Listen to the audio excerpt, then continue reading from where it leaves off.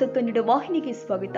Car auto ಚಾಲಕ ಮೆಕ್ಯಾನಿಕರು ಕೋಲಿ ಇವರಿಂದ ಸಚಿವ ಸಂತೋಷ್ ಲಾಡ್ ಅವರಿಗೆ ಬೃಹತ್ ರ್ಯಾಲಿ ಮುಖಾಂತರ ಸ್ವಾಗತ ಕೋರಿ ಮನವಿ ಸಲ್ಲಿಸಿದ್ದಾರೆ ಕಾರ್ಮಿಕ ಉಮೇಶ್ ಕೆ ಮುದ್ನಾಳ್.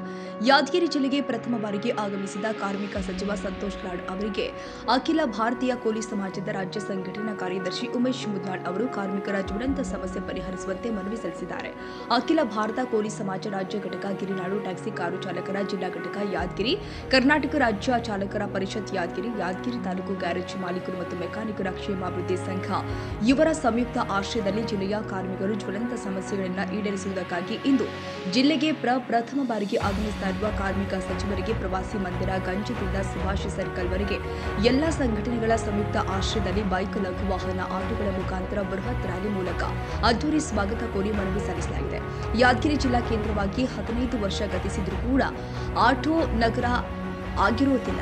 ಆಟೋ ನಗರ ಘೋಷಣೆ ಮಾಡಬೇಕು. ಇದರಿಂದ ಬಡ ಕಾರ್ಮಿಕರಿಗೆ, ಚಾಲಕರಿಗೆ ಅನುಕೂಲವಾಗುತ್ತೆ. ಚಾಲಕರು, ಕಾರ್ಮಿಕರು ಕೆಲಸದ ವೇಳೆ ಸಾವನ್ನಪ್ಪಿದ್ರೆ ಸಹಾಯಧನ ಸರ್ಕಾರದಿಂದ 5 ಲಕ್ಷದಿಂದ 11 ಲಕ್ಷಕ್ಕೆ ಏರಿಸಬೇಕು. ಯಾದಗಿರಿ ಜಿಲ್ಲಾ ಕೇಂದ್ರದಲ್ಲಿ ಬಾಡಿಗೆ ಲಘು ವಾಹನ ನಿಲುಗಡೆ ಮಾಡಿ ಬಿಟ್ಟಿದ್ದು, ಆದರೆ ಮೂಲಭೂತ ಸೌಕರ್ಯ ಇರುವುದಿಲ್ಲ.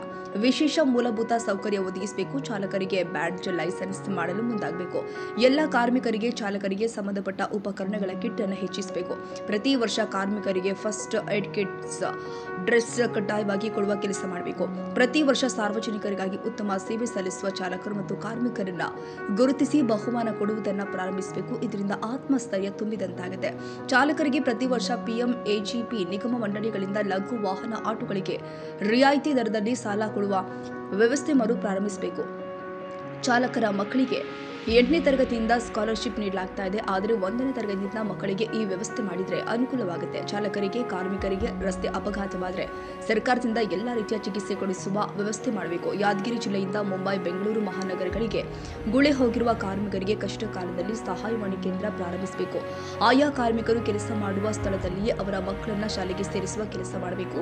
ಈ ಎಲ್ಲ ಬೇಡಿಕೆ ಈಡೇರಿಸುವಂತೆ ಆಗ್ರಹಿಸಿ ಮನವಿ ಮಾಡಲಾಗಿದೆ.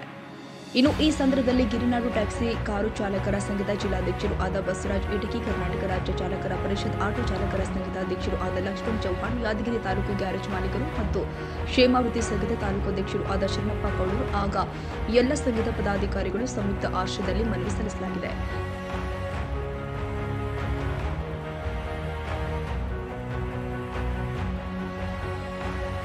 ತಾಜಾ ಸುದ್ದಿಗಾಗಿ MTV ನ್ಯೂಸ್ 24x7ಗೆ ಸಬ್ಸ್ಕ್ರೈಬ್ ಮಾಡಿ ಮತ್ತು ಬೆಲ್ ಐಕಾನ್ ಅನ್ನು ಒತ್ತಿ. ತಪ್ಪದೇ ಲಿಂಕ್ ಶೇರ್ ಮಾಡಿ.